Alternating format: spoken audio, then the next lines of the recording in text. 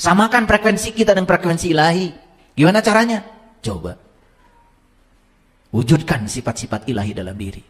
Maha pengasih, maha penyayang, maha luas, maha sabar, maha lembut. Wujudkan coba. Itu namanya tuning. Jadi frekuensi kita disamakan dengan frekuensi ilahi. Makanya siaran dari Allah selalu terdengar di sini. Ketangkep tuh suaranya. Nah, dekat dan jauh dengan Allah itu bukan soal jarak. Karena Allah itu tidak berjarak. Dekat dan jauh dengan Allah itu adalah kesamaan frekuensi. Makanya Asmaul Husna itu bukan dihafalkan. Asmaul Husna itu diwujudkan dalam tindakanmu. Makanya hidup tidak jelas. Takut menghadapi kehidupan. Takut menghadapi kematian. Banyak uang, susah. Komo teboga duit. Sehat, susah. Komo gering. Betul? Rumah besar, susah. Tidak bahagia. Apalagi ketika tidak punya rumah. Bayangkan.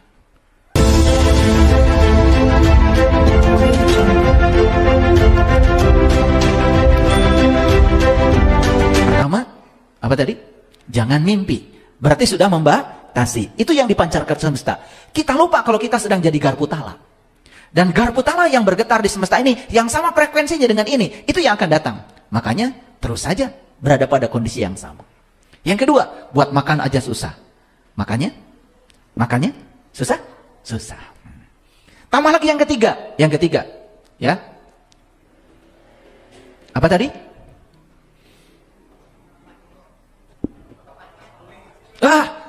Bapakmu cuma kuli. Ya bapaknya kuli terus. Pernah mengucapkan itu? Oke. Dari mana ucapan itu? Bukankah dari sini? Dari sini dan dari perasaan kita sendiri. Bayangkan, setiap hari kita terus-menerus bergulat dengan itu. Kita tidak sadar kalau diri kita adalah sumber getar dan kita sedang menggetarkan yang di luar diri kita. Makanya akan hadir dalam kehidupan kita hanya itu saja.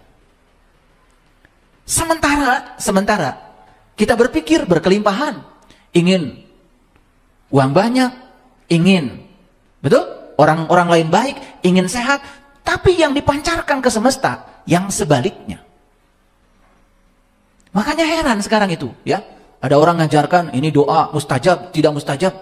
Doa dikabul, tidak dikabul. Dikabul, tidak dikabul doa itu bukan tergantung kepada kata-kata doanya. Bergantung pada pikiran dan perasaanmu. Karena itu sebetulnya sumber utamanya. Jadi doa yang diucapkan dalam bentuk kata-kata itu hanya afirmasi saja. Tetapi apa yang kita katakan, kalau dinegasikan oleh pikiran dan perasaan kita, buat apa? Contoh, baru aja berdoa, ya Allah, limpahkanlah rezeki kepadaku. Itu kata-katanya. Begitu anak bilang, Bu, tadi ada orang lewat, sepeda motornya bagus. Pengen, Bu. Jangan mimpi. Uang dari mana? Buat makan dia susah. Padahal baru saja berdoa, ya Allah limpahkan rezeki. Kenapa sih ngomongnya, nanti kita bisa beli. Nanti ada waktunya kita bisa beli. Bahkan saya ajarkan pada anak, kamu juga nanti kalau sudah besar, pasti bisa beli. Kenapa sih tidak dipilih kata-kata yang mendukung doa kita? Itu yang tidak disadari. Karena hidup tanpa kesadaran. Akhirnya cari buku di toko buku. Kumpulan doa-doa mustajab. Lah yang nulis bukunya aja tidak mustajab. Karena saya pernah punya teman. Nulis kumpulan doa-doa mustajab. Mohon maaf. Susah hidupnya. Itu buku hanya untuk dijual pada orang lain dan tidak diamalkan oleh dirinya. Makanya suatu saat saya ajak diskusi dia. Saya ubah pikiran dan perasaannya. Kepada dia dimasukkan pikiran positif. Sampai sini mengerti? Oke. Nah, kenapa judul ini menjadi penting? Kenapa kita harus paham bahwa semesta ini adalah garpu tala kosmik? Karena apa yang kita getarkan lewat pikiran dan perasaan kita, itu yang akan datang ke dalam kehidupan kita. Coba sekarang diubah menjadi tanpa batas. Saya ini sekarang sedang mengalami satu kejadian yang luar biasa. Setiap hari ada orang datang ke rumah, menawarkan tanah, menawarkan rumah, tiap hari. Dan ketika mereka menawarkan tanah, saya tidak mengatakan uang dari mana, tidak. Nanti kita lihat ya. Semoga saya bisa membelinya. Ya keluarkan aja kata-kata itu. Daripada, wah Pak, punten, boro-boro beli tanah Pak. Kau tuang oge sesah. Nah. Jadi bagaimana? Keimanan kita adanya di mana? Katanya Allah bersama kita. Lebih dekat daripada urat nadi leher kita. Dia maha segalanya. Dia maha kaya. Dia maha luas. Dia maha kuasa. Dia maha segalanya. Tapi Allah yang ada dalam diri kita pun oleh kita direndahkan dengan kata kita sendiri. Kita selama ini tidak sadar kalau kita telah menciptakan berbagai macam keterbatasan. Saya kalau berangkat sama istri saya, nih istri saya tuh yang paling cantik. Nih istri saya. Kenalkan istri saya. Gak pernah. Kita makan di mana? Gak pernah. Ya yang penting makan lah. Gak pernah. Gak pernah. Karena tubuh ini istimewa. Tubuh ini mewah. Dan tubuh ini adalah amanah yang diberikan Allah yang harus dijaga. Maka tubuh ini kasih makanan yang bagus. Makanya saya sering bilang sama keluarga, sama anak-anak, nanti kita cari di dekat sini restoran yang paling bagus apa ya? Gitu. Di dekat sini hotel yang paling bagus untuk menginap, hotel mana ya? Sekarang ini kan info tentang makanan, restoran, hotel, semuanya sudah ada. Buka keterbatasannya. Ada saya punya teman, mau makan, itu gak makan-makan. Muter aja, cari yang murah. Karena dia sudah terbiasa dengan keterbatasan, tidak memantaskan diri. Coba, saya sering bilang, kalau ada baju bagus, mahal, jangan berkata, ah mahal. Jangan.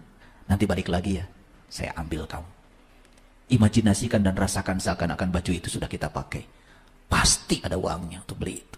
Dengarkan kata-kata saya. Karena kita sering membatasi. Apalagi kita sudah negatif. Begitu lihat angka yang nempel di baju itu. Wah mahal, perampokan ini. Tuh. Sudah mahal perampokan. Kata perampokan itu sudah membuktikan bahwa kita sama sekali tidak apresiasi terhadap karya orang. Kalau saya begitu lihat batik yang bagus, duh hebat orang ini. Bikin batik seindah ini. Dan orang ini tidak mungkin bisa batik seindah ini kalau tidak ada daya dalam dirinya, tidak ada kekuatan positif dalam dirinya. Yang tiada lain adalah Allah. Maka saya melihat batik bukan sekedar karya manusia, tapi karyanya Allah. Jadi kalau itu karya Allah, saya wajar kalau menghargainya tinggi. Makanya saya tidak pernah lihat angkanya berapa. Saya pasti bisa beli. Coba begitu. Hidup itu keren. Ini yang saya ajarkan adalah pelajaran kesadaran. Bukan fiksi. Ini adalah pelajaran tentang sains. Ini ada ayatnya, ada di Quran, ini diajarkan. Cuman selama ini kan kita terlalu sibuk dengan idgham biguna, idgham biguna, ikhfa. Terlalu sibuk dengan itu. Lalu isi Quran sampai nggak pernah tahu. Kalau sudah melengking suaranya dan panjang pendeknya bagus, udah selesai. Rasanya sudah cukup beragama. Padahal baru baca. Pesannya belum nyampe. Hudannya belum nyampe sama kita. Sedangkan Al-Quran itu adalah hudan. Zalikal kitab la raiba fi hudan lil muttaqin. Kalau cuma dibaca saja, terus hudannya kapan? Pesannya kapan? Makanya Quran itu hebat. Setiap bab Quran diberi nama surat. Yang namanya surat itu kan berarti ada pesan dong di dalamnya. Sudah ketangkap nggak pesan surat Al-Fatihah? Kenapa 7 ayat? Kenapa huruf pertamanya ba? Kenapa huruf terakhirnya nun? Kenapa di surat Al-Fatihah ada kata-kata ihdinas siratal mustaqim? Apa siratal mustaqim? Katanya siratal mustaqim itu jalannya orang yang dapat nikmat. Siapa yang dapat nikmat itu? Apa nikmat kata Quran? Sudah ketangkap belum? Tuh. Kalian sibuk membaca setiap hari sampai pesannya tidak tahu. Padahal itu Al-Fatihah. Al-Fatihah itu pembuka. Luar biasa ya. Surat kedua Al-Baqarah. Sudah ketangkap pesannya? 286 ayat itu. Coba. Dari mulai alif, lam, mim. Apa pesannya? Zalikal kitab. Itu kitab. Mana kitabnya? Kan waktu Rasulullah menerima ayat itu, Quran yang berwujud sekarang itu kan belum ada. Sedangkan kalau mengatakan itu kitab, berarti barangnya harus ada. Nah yang disaksikan Rasulullah, kitab yang mana? Kan Quran yang sekarang bungkelekan di depan kita itu belum ada. Tetapi Allah mengatakan zalikal kitab, itu kitab la raiba fih. Nah, kitabnya tidak mungkin tidak ada. Karena kalau saya bilang ini gelas, kan gelasnya harus ada. Kalau saya bilang ini laptop, laptopnya harus ada. Betul? Coba kalau saya bilang ini orang tua saya, gak ada kan? Pasti kalian bubar. Betul nggak? Ini ada masalah apa mungkin dengan saya? Betul nggak? Bilang ini orang tua saya, orang tuanya nggak ada. Kan bilang ini tuh harus ada barangnya. Betul apa tidak? Apalagi kalau belajar ilmu tafsir. Zalika itu bisa ini. Dari itu menjadi ini saja, itu kan ada proses. Kalian lihat sumur, ada air, jauh, kan bilangnya itu air. Kalau sudah di ember, bilangnya ini air. Nah dari itu menjadi ini saja, kan harus ada upaya. Coba kalau didalamin, keren banget. Cuman kita tidak sampai situ ngajinya. Pokoknya, kalau ada titiknya, zalika. Kalau sudah benar mengucapkannya, baru disebut sudah beragama. Belum, kita baru bisa meniru cara orang Arab melafalkan itu. Tapi pesannya apa? Coba, hudan lil mutakin, petunjuk bagi orang yang bertakwa. Pernah nanya siapa yang bertakwa itu? Tidak bisa langsung mengklaim saya. Ntar dulu, lihat penjelasan orang yang bertakwa di Quran. Siapa? Gitu gak ngajinya? Gak gitu. Makanya apa? Ya nasibnya juga gitu-gitu aja. Hidupnya juga gitu-gitu aja. Bahkan masalahnya pun itu-itu saja. Keluhannya itu-itu saja. Aduh, tidak kreatif hidup. Masalah aja itu-itu aja. Atau bikin masalah yang baru. Oke, lanjut ya. Sudah paham ya judulnya? Saya tunjukkan ini gambar. Ini garpu tala yang satu, itu adalah sumber getarnya. Garpu tala yang kedua, ini garpu tala yang lain. Cuman frekuensinya sama. Ternyata gelombang dari garpu tala satu bisa ditangkap oleh garpu tala dua. Kenapa? Sama frekuensinya. Jadi kalau saya memancarkan gelombang lewat otak saya dan perasaan saya, dan yang dipancarkan yang negatif, garpu tala mana di semesta ini yang akan bergetar? Yang sama frekuensinya. Yang sama frekuensinya. Tetapi kita selama ini tidak jujur. Kita mengira yang datang dalam kehidupan kita itu seakan-akan didatangkan oleh Allah. Tidak, yang mendatangkan kamu sendiri. Allah itu hanya Rabb al-Alamin. Dia adalah kehadiran, dia adalah keberadaan. Allah hanya menunggu apa yang kamu pancarkan. Maka Allah bilang, aku bergantung kepada sangkaan kamu. Aduh, memahami hadis itu aja dari dulu gak lulus-lulus. Saya juga gak ngerti, kalian tuh sibuknya apa? Padahal Nabi Muhammad bilang, tafakur sejenak jauh lebih mulia daripada sholat sepanjang malam. Itu hadis. Tafakur sebentar jauh lebih mulia daripada sholat sepanjang malam. Bukan berarti bahwa Nabi Muhammad menyepelekan sholat. Bukan. Kamu sholat juga gak ngerti tujuannya, tidak akan mencapai tujuan sholat. Jadi artinya Nabi Muhammad menitik beratkan apapun yang kamu lakukan, pikirkan heula. Pahami dulu. Kita ini selama ini terlalu sibuk mengamalkan sesuatu yang sebetulnya kita sendiri tidak paham. Makanya di Quran disebut manusia yang semacam itu manusia yang rugi. Rugi itu banyak aktivitasnya, tetapi tidak berbuah. Paham sampai sini?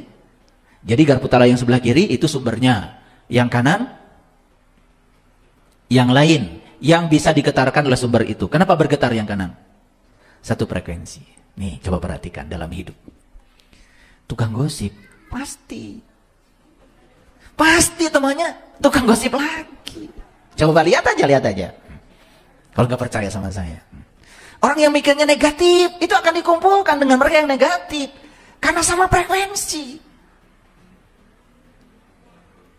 Coba tukang ngeluh, pasti ketemu lagi dengan tukang ngeluh. Tukang curhat, pasti bakal ketemu lagi tukang curhat. Coba perhatikan, cuman kita tidak memperhatikan itu.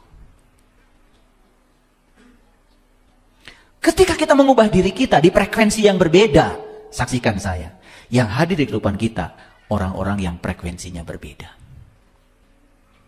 Makanya coba perhatikan, ketika kalian dulu butuh guru ngaji, supaya bisa Iqra 1, Iqra 2, Iqra 3, Iqra 4, Iqra 5, Iqra 6. Yang akan hadir pasti guru Iqra.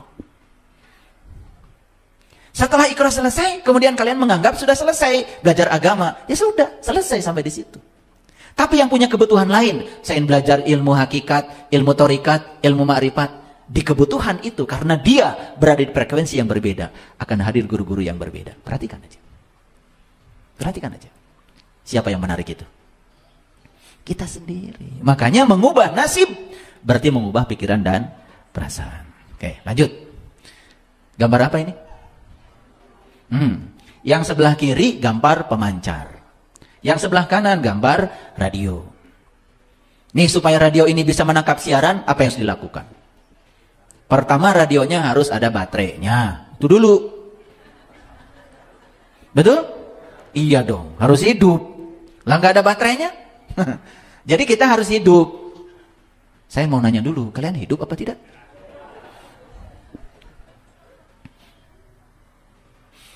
Cirinya orang hidup itu cuma satu, tumbuh dan berkembang.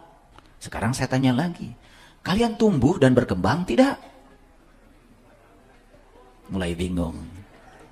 Atau difokuskan pertanyaannya, kalian sabarnya numbuh nggak? Kedewasanya numbuh nggak? Cara menerima kenyataan hidupnya numbuh nggak? Nah, itu hidup baru. Kalau yang cuma bisa senyum, bisa ketawa-ketawa, jalan ke sana, jalan ke sini, tapi tidak berkembang kedewasaannya, tidak tumbuh keimanannya, tidak tumbuh ketakwaannya, beki kolot atau beki bebudaken, cek saha. Kalian tumbuh. Tumbuh itu cirinya, hidup itu cirinya tumbuh. Awas. Udah jawab sendiri ya. Hidup apa tidak? Syukurlah. Jadi radionya harus hidup. Berarti harus ada baterainya. Baterai itu disebut spirit energy. Nah, dalam diri kita ada baterai. Cuman baterainya itu macam-macam nih, ya. Ada yang lemah, ada yang kuat sedikit, ada yang super kuat baterainya. Itu spirit. Spirit itu semangat hidup. Makanya kalau bangun pagi sudah baut, kemurungsung, marah-marah, itu karena tidak mengerti hidup. Memandang dunia ini sebagai tempat yang suram. Orang yang semacam ini, ya suram terus hidupnya. Karena dia tidak bisa memandang dunia sebagai tempat yang banyak peluang, banyak probability. Indah dunia ini. Makanya kalau saya bangun pagi itu, setelah saya berterima kasih kepada sang pemilik semesta ini. Sebelum bertemu dengan yang lain-lain, pertama yang saya temui ya beliau dulu. Setelah itu kemudian saya meditasi. Saya berterima kasih pada tubuh saya. Dari ujung rambut saya bilang terima kasih kepala, terima kasih rambut, kamu keren. Terima kasih mata, kamu terus melayani, melihat keindahan semesta ini. Terima kasih telinga, keren kamu. Terima kasih hidung, terima kasih gigi. Makanya gigi saya sekarang usia saya 58 tahun, gak ada yang bolong. Karena setiap hari saya rawat, saya ucapkan terima kasih. Saya ucapkan terima kasih pada jantung, pada semua. Cukup? Belum cukup. Saya minum air, kemudian saya olahraga. Tiap hari saya olahraga 30 menit. Ya, harus dirawat tubuh ini. Baru sarapan pagi yang sehat. Udah, setelah sarapan, terima kasih semua makanan. Kamu telah menjadi energi dalam tubuhku. Dan energi ini akan aku gunakan untuk melakukan usaha. Apa usahanya? Ya udah seperti ini. Saya datang ke sini. Ya, menyebarkan kesadaran. Hidup indah, selalu setiap bangun pagi itu penuh sukacita, meletup-letup. Batin ini meletup-letup, rasa ini meletup-letup. Makanya seharian itu tidak pernah ada yang tidak ajaib. Semuanya menakjubkan, semuanya keren. Saya bisa bertemu Bapak Ibu di tempat ini, menakjubkan bagi saya. Karena pertemuan ini mahal. Belum tentu besok lusa kita bisa bertemu seperti ini lagi. Hari ini adalah hari yang sangat penting bagi saya. Saat ini adalah saat yang paling penting bagi saya. Dan sekarang saya bersama dengan orang-orang penting. Siapa orang penting? Orang yang sedang menghidupi hidup saya saat ini. Ini akan menjadi sejarah. Penting. Maka lakukan tindakan penting pada orang penting. Jangan pernah menyakiti siapapun. Jangan pernah merugikan siapapun. Jangan ada lagi kata-kata yang terucap lalu membuat orang lain berkurang kebahagiaannya. Coba jaga, riksa, waspada kemanapun kita pergi. Kalau punya uang di rumah, penuhi sakunya dengan uang. Di jalan, bagi. Bagi. Coba rasakan keajaibannya. Luar biasa. Oke, lanjut dulu. Yang sini pemancar, yang sini radio. Kapan radio ini bisa menangkap siaran dari pemancar? Satu, radionya harus hidup. Yang kedua, radionya harus diubah frekuensinya. Mau menangkap siaran dari radio mana? Pasti dicuning namanya. Betul? Nah, dicuning itu artinya disamakan frekuensinya. Makanya ketika dicuning pada frekuensi tertentu, maka yang ditangkap itu adalah siaran dari radio tertentu, bukan dari tempat yang lain. Sama, kita mau menangkap frekuensinya ilahi, tuning. Samakan frekuensi kita dengan frekuensi ilahi. Gimana caranya? Coba. Wujudkan sifat-sifat ilahi dalam diri. Maha pengasih, maha penyayang, maha luas, maha sabar, maha lembut. Wujudkan coba. Itu namanya tuning. Jadi frekuensi kita disamakan dengan frekuensi ilahi. Makanya siaran dari Allah selalu terdengar di sini. Ketangkep tuh suaranya. Tapi siaran dari dia tidak berupa kata-kata. Mewujud menjadi pemahaman. Ujuk-ujuk paham aja. Disebutnya intuisi. Kenapa itu bisa kita tangkap? Ada resonansi kita dengan dia. Kan dia bersama kita. Lebih dekat daripada urat dari leher kita. Jadi prinsipnya sama seperti prinsip Garputala tadi. Cuman ini gelombangnya gelombang elektromagnetik. Kalau Garputala tadi itu gelombang mekanik. Namanya gelombang bunyi. Nah, perhatikan ini. Ini cara kerja HP. Jadi itu pemancar tuh yang sebelah sana itu pemancar. Yang sebelah sini itu adalah intensitas dari gelombang elektromagnetiknya. Yang sebelah sana excellent tuh. Yang dekat dengan sumber excellent. Agak jauh sedikit good. Nah, agak jauh di sini ya poor. Sudah mulai lemah signalnya. Nah, yang paling jauh no signal. Saya mau nanya, pernah nggak kita berada di no signal? Aduh, nggak ada sinyal. Betul? Mengeluh? Mengeluh. Kirim berita gosip nggak bisa. Padahal dia penting banget nih.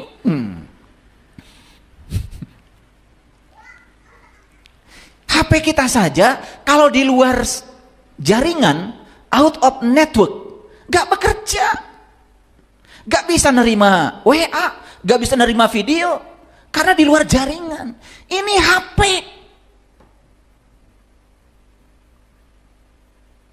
Makanya harus dekat dengan sumber.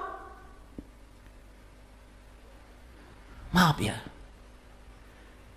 Maaf. Banyak orang yang tidak sadar kalau dirinya ada di luar jaringannya ilahi. Maka lost control. Marah-marah, menipu orang, berbuat jahat, korupsi, merugikan masyarakat. Itu berarti dia sudah keluar dari jaringan, out of network. HP Anda aja yang merana kalau keluar dari jaringan. Pertanyaan saya, saat kalian keluar dari jaringan ilahi, merana apa tidak? Merana apa tidak? Kering, kerontang, sholat sudah, ngikutin banyak orang, gak tahu ilmunya. Puasa sudah, ngikutin banyak orang, gak tahu ilmunya. Haji sudah, umroh berkali-kali, baca syahadat setiap saat, gak ada dampak, gak resonansi, out of network. Makanya hidup tidak jelas, takut menghadapi kehidupan, takut menghadapi kematian. Banyak uang susah, komo teboga duit. Sehat susah, komo gering. Betul? Rumah besar susah, tidak bahagia, apalagi ketika tidak punya rumah. Bayangkan, bahagia hanya angan-angan. Kenapa? Gak tahu ilmunya. Dikiranya bahagia itu kalau mendapat. Hadirin, mendapatkan sesuatu itu bukan bahagia. Mendapatkan sesuatu itu artinya senang. Dan senang dengan bahagia beda. Bahagia itu melepaskan. Punya uang 100.000, makan sendiri di restoran, gak bahagia. Tapi 100.000, makan dengan teman, beli nasi bungkus, 10 bungkus, walaupun cuma 10.000, makan sama-sama. Dan orang yang tadi tidak punya makanan bersama kita makan. Lihat senyumnya pada mereka. Itu bahagia itu begitu, melepaskan. Makanya bahagia itu tangan terbuka. Tangan terbuka itu adalah pengorbanan. Tangan tertutup Ini keangkuhan. Yang lebih bodoh lagi manusia, tahu kalau memberi itu membahagiakan, tapi tidak melakukannya. Lebih bodoh lagi manusia, tahu ilmunya tetapi tidak melakukannya. Tahu kalau korupsi itu merampok hak orang lain, tapi tetap melakukannya. Itu orang yang paling bodoh. Gak ada artinya hidupnya. Saya yakin semua koruptor itu tahu kalau korupsi itu haram, tapi dia melakukannya. Itu bodoh banget. Kalau orang yang tidak tahu melakukan, tidak bisa dihukum. Tapi kalau orang yang tahu melakukan, disitulah hukuman akan datang, disegerakan karmanya. Perhatikan ini. Ingin di mana? Excellent, good, poor, no. Di mana? Excellent. Dekat-dekat dengan sumber.